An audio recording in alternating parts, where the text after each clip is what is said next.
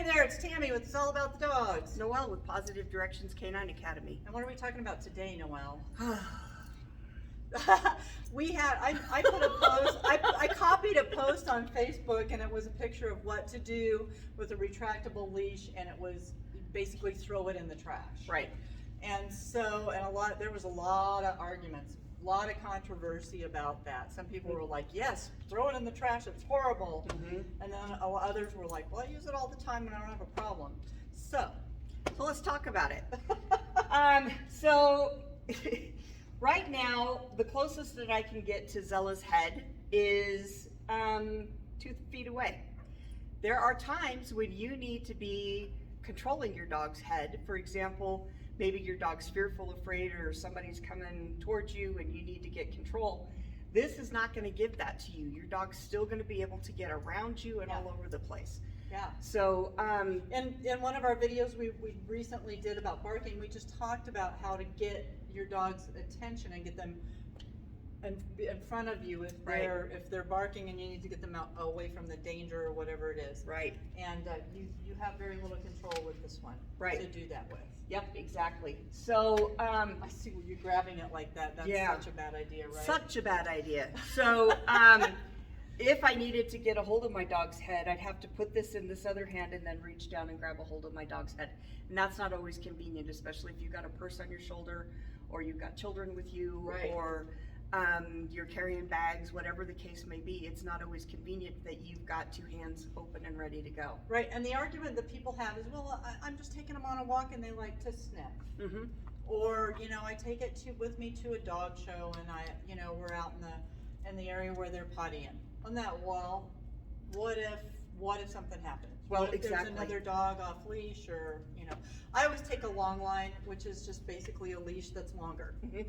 One of the things that really upsets me at dog shows is people that just let their dogs go straight out to the end of their Flexi, and then they're standing there talking on the phone, and they're doing this with the Flexi. I have seen that so running in many circles times. and taking up 50 feet where other people could be using the same area to go use for the bathroom. Yes. So your dog does not need to be 20 feet away from you to have a bowel movement. No.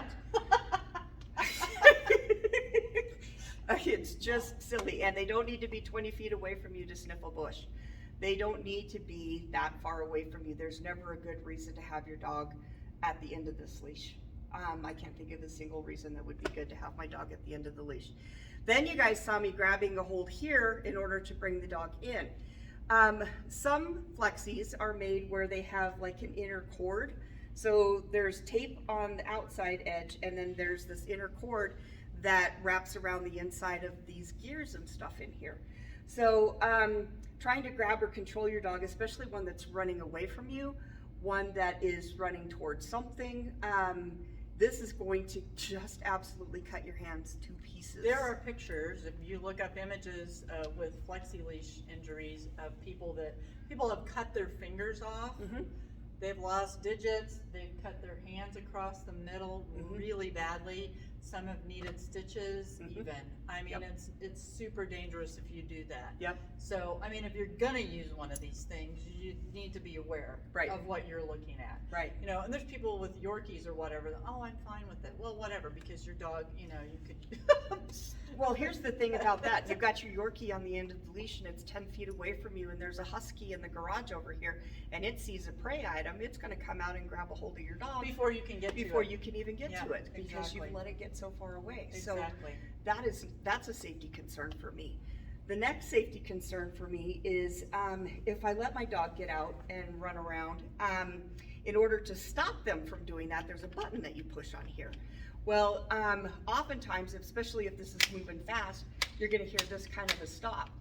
When that happens, you're putting stress on the gears, and guess what, guys? The gears are not made out of metal in here. It will break. It's made out of plastic. Especially if you've got a dog that's 55 pounds. Right. And they hit the end of that going full blast, and you pop that button, it's just a matter of time before these gears get out in here on you, and they're going to shatter. And when that happens, you don't have any way to stop your dog from moving forward. And that can even happen with a 30 or 40 pound dog. It doesn't even have to be as big as Zella is here. But You know, I mean, if you put it on one of your corgis, they're very powerful chested. Even though they don't weigh that much, they could really rip the crap out of that. Absolutely. So then the next thing that's bad is if you're a klutz like I am, and you drop this sucker, this is going to chase your dog forever. Yes. So right there, I just used my hand to try to pull my dog down pull this dog down, and it's not easy to do with this Flexi, as you can see. Yep. So if you're going to use a leash, please get a regular leash. When I say regular leash, I'm talking something kind of like this. Can you hold her for a second? I can. So usually they're 6 feet in length. They don't have a bungee cord inside of them so that your dog can learn how to pull and get away from you. So there she goes. Yeah. They don't have an extra handle on them. This little handle that comes in here where it's close to your dog, I call that the damn it handle. And damn it, stop pulling. Right. But what ends up happening is we try to pull our dog back into heel position, and what we're actually doing is teaching the dog to pull even harder in the opposite direction. So, and a solution to that would be to go to class and learn how to teach your dog how to heel. Exactly. So, Yep. So just a plain old regular leash. I like the kind that are either made out of cotton or I like leather. The ones that are made out of nylon are really pretty, but they're very rough around the edges. Yeah. You can't grab a hold of it very easily. Right, exactly. So the rope leashes, like this is a slip lead, and Noelle can show you how to properly use a slip lead if your dog's not wearing a collar, or you can just put that on them. Yep, and these are basically the same types of leads. So if I need to, I can just slide my hand down and I can get right into my dog's head. My dog can get 6 feet away from me so they can poop and smell.